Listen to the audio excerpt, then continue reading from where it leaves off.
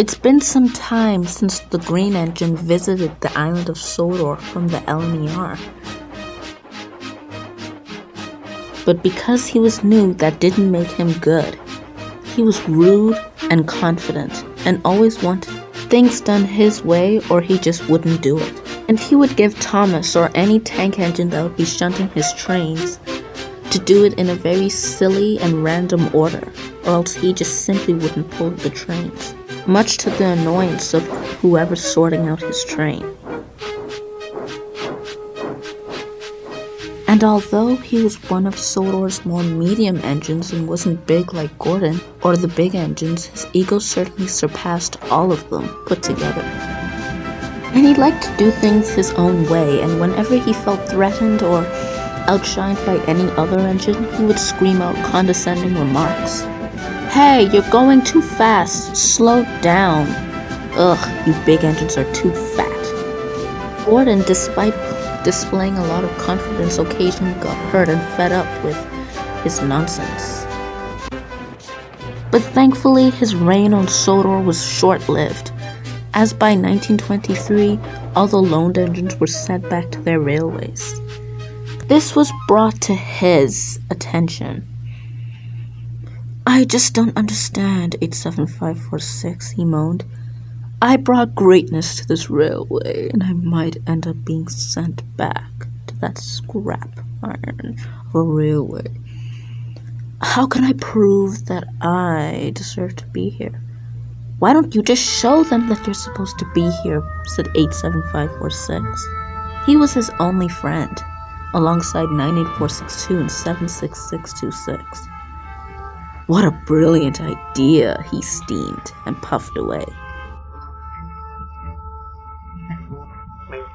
The next day, he woke up bright and early, giggling at his plan. "What a clever plan! What a clever plan!" he groaned.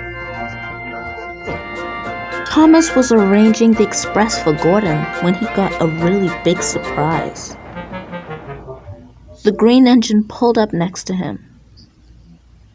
I hope you're done with my coaches," he said snobbishly. Thomas was confused. "Coaches?" he scoffed. "No, you're due to pull a freight train today. Sir Topham Hatt's orders." There must have been a change of plans. He swept right past the sheds just now and told me that the express train was for me. Thomas knew all about the green engine's lying behavior. "Oh yeah? Sure. Right. I don't believe you." The green engine was furious, but he tried to keep a straight face. "Then why am I up then? Isn't it a little out of the ordinary for me to be out and about this early? "That is a little odd," said Thomas. "There's a good lad," smirked the green engine. "Now off you go before you make me late. Chop, chop, get out of my way." Thomas simply rolled his eyes and puffed away. "Huh, idiot. I can't believe he actually fell for that," he smirked to himself.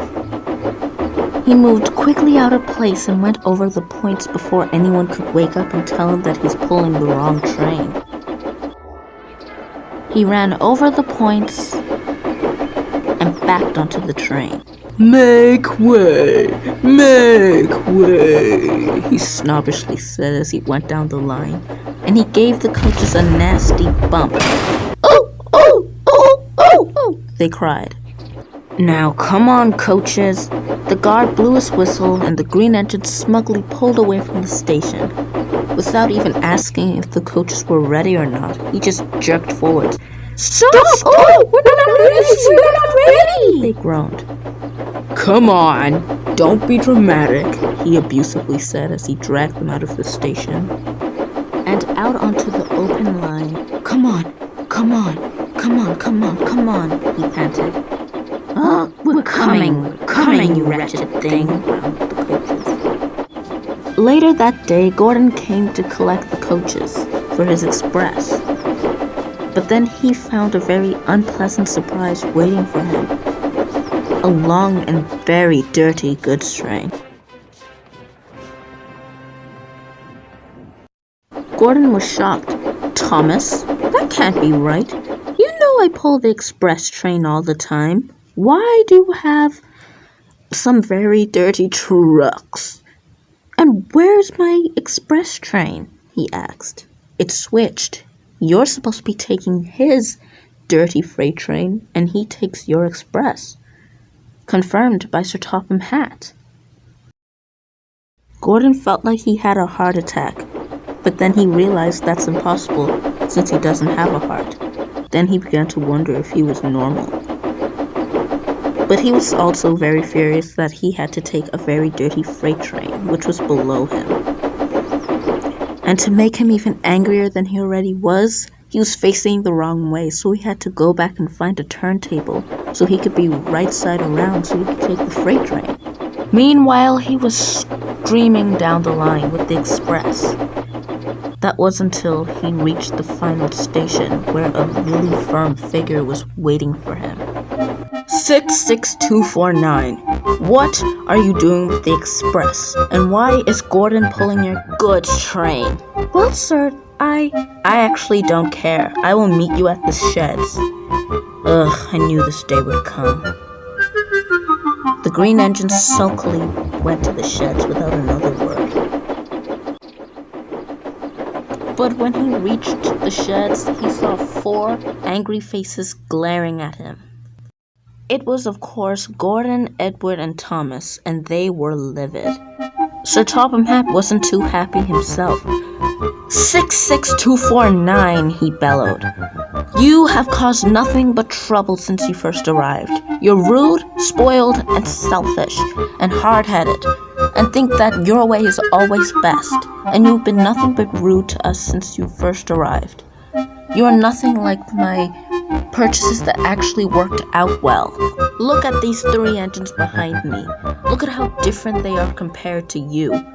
You are a wannabe express engine, but you're not an express engine. You are a rude, selfish shunter. Look at Gordon, a real express engine. He's very pompous at times, but he's still kind and makes it easy to run a railway, since he's so fast and strong, pulling the express without fail. Edward's one of my firstest engines to arrive on this railway. Because of his age, engines like you like to pick on him. But does he care? No. He does his work no matter what. And I need that in an engine. And then there's Thomas. Although he arrived the same time as Edward, he's definitely way more immature than him. But his immaturity doesn't stop him from being a really useful engine. Ah, Winston, perfect timing. Now, I bought you in 1912, a long time ago, as an experimental engine from the LYR. You are an experiment, Winston, but you are a really useful engine. You're old, you're wise, and you're savvy. You're really useful and use your wisdom to help out the younger engines.